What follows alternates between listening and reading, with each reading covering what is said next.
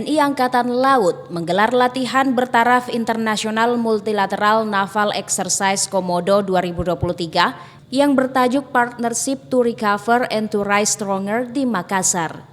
Acara ini dihadiri Angkatan Laut dari 36 negara dan dibuka langsung oleh Panglima TNI Laksamana TNI Yudo Margono di Pelabuhan Soekarno-Hatta Makassar, Senin 5 Juni 2023.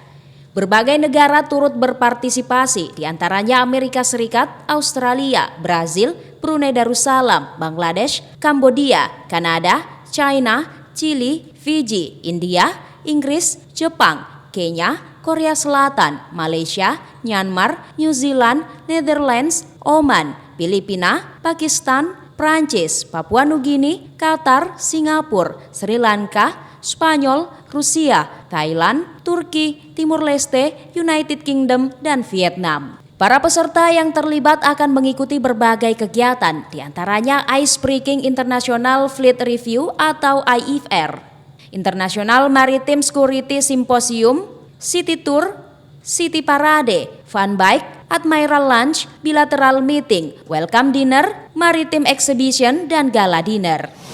Multilateral Naval Exercise Komodo merupakan latihan non-perang dengan mengedepankan kerjasama maritim di kawasan regional, penanggulangan bencana, serta organisasi kemanusiaan guna mempererat kerjasama antara TNI Angkatan Laut dengan negara-negara sahabat.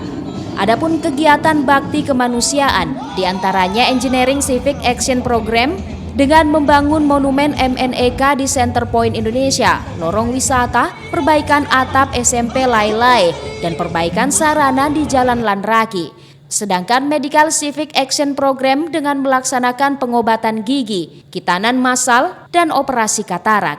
MNEK tahun ini merupakan event yang keempat setelah sempat tertunda akibat COVID-19 yang melanda dunia. MNEK pertama dilaksanakan pada tahun 2014 lalu di Batam, kemudian pada tahun 2016 di Padang, dan MNEK ketiga digelar di Lombok pada tahun 2018 lalu. Ira, Fajar TV dan Fajar Radio melaporkan.